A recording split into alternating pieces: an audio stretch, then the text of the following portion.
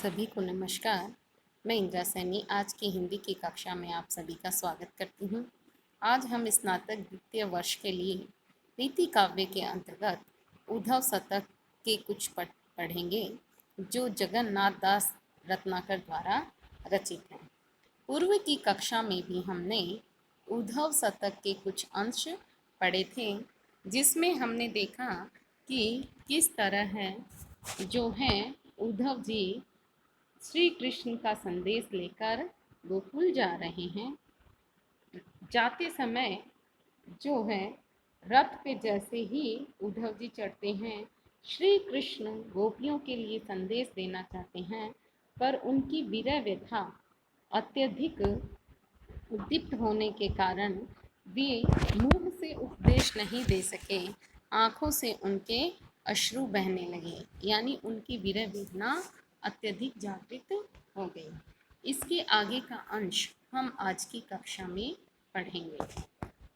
लेके उपदेश ओ संदेश पन उधो चले, सुजस कमाई बे उत्साह उदार उद्गार में, कहे रत्नाकर निहारी कानह कातर पे, आतुर भयो यो रहो मन न संभार में, ज्ञान गठरी की गांठी छरकी न जान्यो कब, हरे हरे पूंजी सब सर की कछार में, डार में तमालनी की ओ अर कछु बिरमाननी अरु, कछु अरु झानी है करी रनी के झारन। यहाँ उद्धव जी जब ब्रज में अपना ज्ञानोपदेश देने के लिए चल पड़े तो उनके मन में सुयश प्राप्त करने का बहुत उत्साह था, परंतु श्री कृष्ण की व्याकुल दशा को देख के उनका उत्साह शिथिल पड़ गया। इस कवित्व में इसी बात को रूपक के माध्यम से जो है कवि ने चित्रित किया है, व्यक्त किया है। कवि कह रहे हैं, लेके उपदेश ओ संदेश पन उधो चले, सुजस कमाए वो उछा उद्गार में। ब्रजवासियों को उपदेश और संदेश देने का प्रण या संकल्प लेकर उद्धव जी ने प्रस्थान किया। उस समय उनके मन में सुयश कमाने का उत्साह था, अर्थात उन्हें पूरा विश्वास था कि निर्गुण ब्रह्म विषयक उपदेशों से ब्रजवासियों पर अवश्य प्रभाव पड़ेगा और वे निर्गुण भक्ति को स्वीकार कर लेंगे, जिससे उनका संसार में सुयश बढ़ेगा। कहे रत्नाकर निहारी कानह कातर पे, आतुर भयो भय यो रहो मन न संभार में। कवि रत्नाकर कहते हैं कि तब उनकी दृष्टि कातर श्री कृष्ण पे पड़ गई और उनकी व्याकुलता देखकर स्वयं उद्धव अत्यंत व्याकुल हो गए। ज्ञान गठरी की गांठी छरकी न जान्यो कब, हरे हरे पूंजी सब सर की कछार में।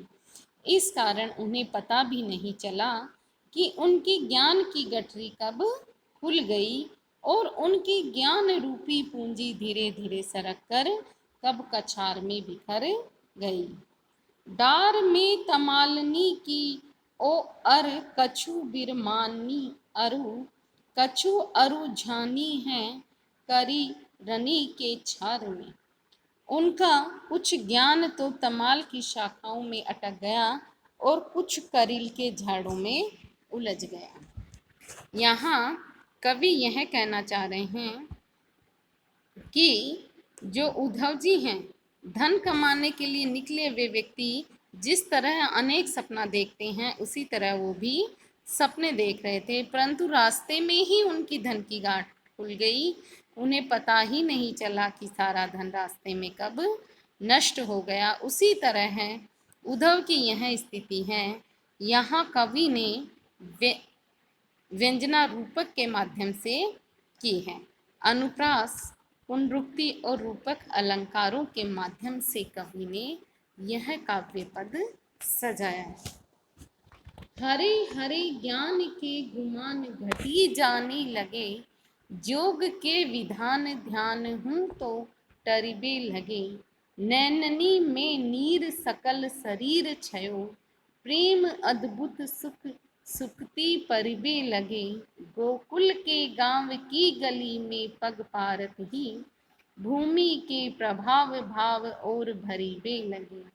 ज्ञान मारतंड के सुखाए मनु मानस को, सरस सुहाए घनश्याम करीब लगे। यहाँ जब उद्धव ने गोकुल के गांव की गली में अपना पहला कदम रखा तो उनके मन में एक अनोखा ही परिवर्तन हुआ। उद्धव जी अपने पूर्व आचरण के विपरीत अनुभव करने लगे। इस कविता में कवि ने यही वर्णित किया है। हरे हरे ज्ञान की गुमान घटी जान लगे, जोग के विधान ध्यान ते टरबे लगे।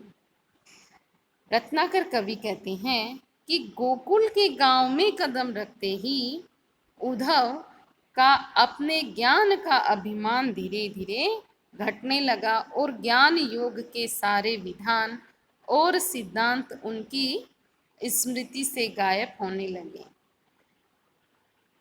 नैननी में नीर सकल शरीर छयो, प्रेम अद्भुत सुख सुक्ति परिबे लगे। उनकी आंखों में प्रेमानुभूति और हर्षातिरेक के आंसू आ गए। उसका सारा शरीर रोमांचित हो गया। तब उद्धव को प्रेम के अद्भुत सुख का हार्दिक अनुभव होने लगा और वह अपने महत्व को समझने लगा। गोकुल के गांव की गली में पग पारत ही, भूमि के प्रभाव भाव और भरीबे लगे। गोकुल के गांव की गली में कदम रखते ही भूमि के प्रभाव के कारण उद्धव के मन में और ही प्रकार के भाव आने लगे। ज्ञान मारतंड के सुखाए मनु मानस को, सरस सुहाए घनश्याम करीब लगे। मानो उनकी ज्ञान रूपी सूर्य के द्वारा सुखाए गए हृदय सरोवर को प्रेम के सरस कृष्ण रूपी बादल शोभा संपन्न बनाने लगे हैं। कवि यहाँ कहना चाह रहा है कि गोकुल की धरती का उद्धव पर इतना अधिक प्रभाव हुआ कि वे अपने ज्ञान योग को भूल के अनजाने में प्रेम के भावों से पुलकित होने लगे। उनका ज्ञान योग से नीरस हृदय प्रेमानुभूति में सरस हो गया। यहाँ कवि ने अश्रुपात, रोमांच आदि सात्विक भावों का मार्मिक वर्णन किया है। ज्ञान योग की अपेक्षा प्रेम तत्व को कवि ने अधिक महत्व दिया है, प्रेमा भक्ति को भी महत्व दिया है। पुनरुक्ति, अनुप्रास, अतिशोक्ति, उत्प्रेक्षा, उपमा आदि अलंकारों से कवि ने काव्य पद को सजाया है। श्री उद्धव के ब्रज में पहुंचने के समय के कवि।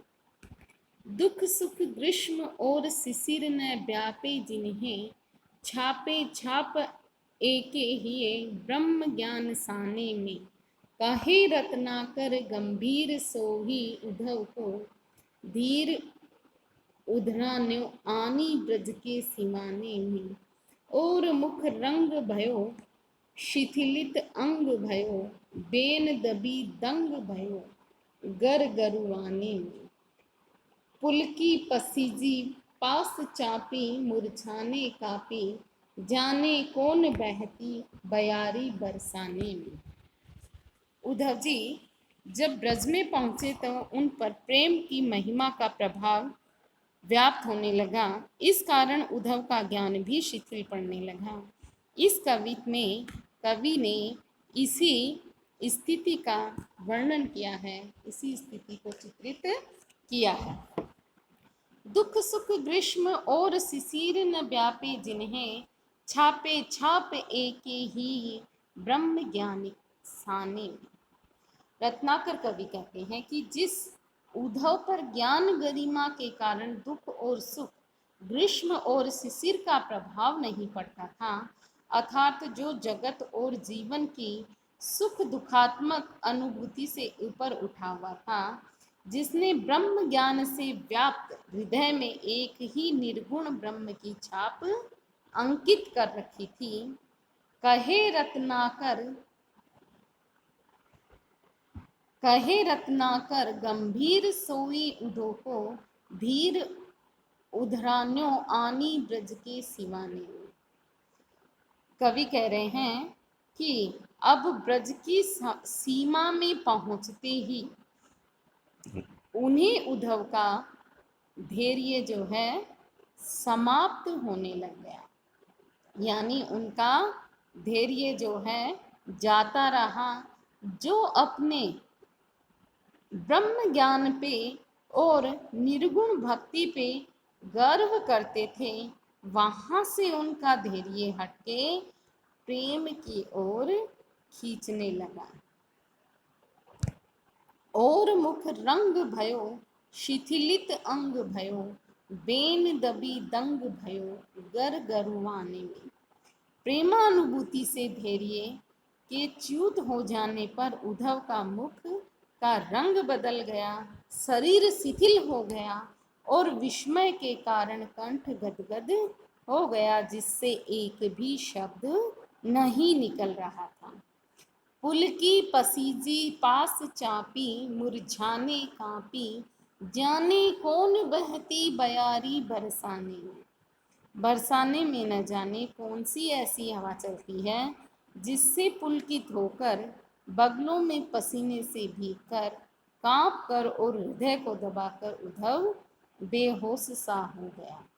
यहाँ कवि ने ब्रज भूमि के जो प्रभाव है उसका अतिशयोक्तिपूर्ण वर्णन किया है। उद्धव की प्रेमानुभूति एवं विवस्था को व्यक्त करने में अनुभवों की योजना प्रशस्त से है। उद्धव को ज्ञान योग के कारण सांसारिक भावों से मुक्त बताया गया है और अद्वैत वेदांत में सांसारिक प्रपंच को मिथ्या बताया है, परंतु माया के कारण साधारण जीव को ये प्रपंच व्यापते हैं। उद्धव पर भी उसी प्रेमा भावों का प्रभाव यहाँ कवि ने इस पद में दिखाया है। अनुप्रास, अतियुक्ति और अतिशोक्ति अलंकारों से कवि ने काव्य पद को सजाया है। धाई धाम धाम ते आवई सुनी उद्धव की, बाम बाम लाख अभिलाषनी सो मवे रही। कहे रत्नाकर पे विकल विलो की तिन्हें, सकल करे जो थामी आपनों को खवे रही। लेखी निज भाग लेख रेख तिन आनन के, जानत की ताही आतुरी सो मन महे रही। आस रोकी सांस रोकी, पूछन हुलास रोकी, मूर्ति निराशा की सी, आस भरी जगे रही। कवि ने उद्धव के ब्रज पहुंचने के बाद की स्थिति का इस कवित्व में वर्णन किया है। उद्धव के ब्रज आगमन का समाचार पाते ही गोपियां अपने अपने घरों से दौड़ती हुई आई। कवि ने यहाँ उनकी मन स्थिति का अति मर्म स्पर्शी वर्णन किया है। धाई धाम धाम ते अवाई सुनी उद्धव की, बाम बाम लाख अभिलाषनी सोमवे रही। रत्नाकर कवि कहते हैं कि उद्धव के आगमन का समाचार सुनकर प्रत्येक घर से लाखों अभिलाषाओं से ओतप्रोत होकर ब्रज की अनेक युवतियां दौड़कर उद्धव जी के पास आ गई। कहे रत्नाकर पे विकल विलोकी तिन्हें, सकल करे जो थामी आपनों को खवे रही। रत्नाकर कवि कहते हैं कि किंतु पास आने पर जब उन्होंने उद्धव की चिंताग्रस्त स्थिति को देखा तो वे सब अपने हृदय को थामकर अपनी सुध बुध को खो बैठी। लेखी निज भाग लेख रेख तिन आनन की, जानन की ताही आतुरी सो मन महे रही। उद्धव की चिंताग्रस्त मुख की उभरी हुई रेखाओं को वे अपने भाग्य की रेखा मानने लगी और उनकी चिंता का कारण अथवा श्री कृष्ण का संदेश पूछने की आतुरता उनके मन में बनी रही। आसरों की सासरों की पूछन हुलासरों की, मूर्ति निराशा की सी आस भरी जवे रही। ब्रज की युवतियां अपने आंसुओं को रोककर, सांसों को अवरुद्ध कर और पूछने का उल्लास दबाकर निराशा की मूर्ति सी बनकर भी आशा से भरकर उद्धव का मुंह जोती रही। यानी उद्धव की चिंताग्रस्त स्थिति से गोपियों को अत्यधिक बेचैनी हुई और अपने प्रियतम श्री कृष्ण का संदेश सुनने की उत्कंठा भी उनमें होती रही कि श्री कृष्ण का क्या संदेश उद्धव जी लाए हैं। यहाँ पर कवि ने गोपियों की उत्कंठा और निराशा का मार्मिक चित्रण किया है। उद्धव जी के श्री कृष्ण का समाचार लाने पर ब्रज की युवतियों में अनुभावों का गद्यात्मक चित्र भी कवि ने यहाँ उभारा है। यहाँ पर कवि ने पुनरुक्ति, प्रकाश, उपमा, अनुप्रास आदि पदों से काव्य पद को सजाया है।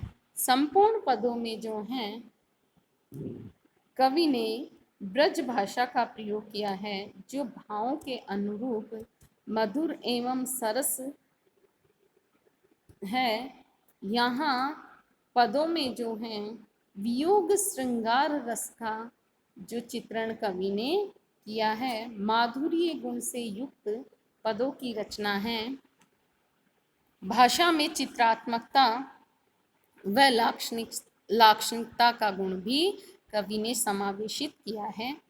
आज की कक्षा के लिए इतना ही। इसके आगे का अंश हम अगली कक्षा में पढ़ेंगे। धन्यवाद।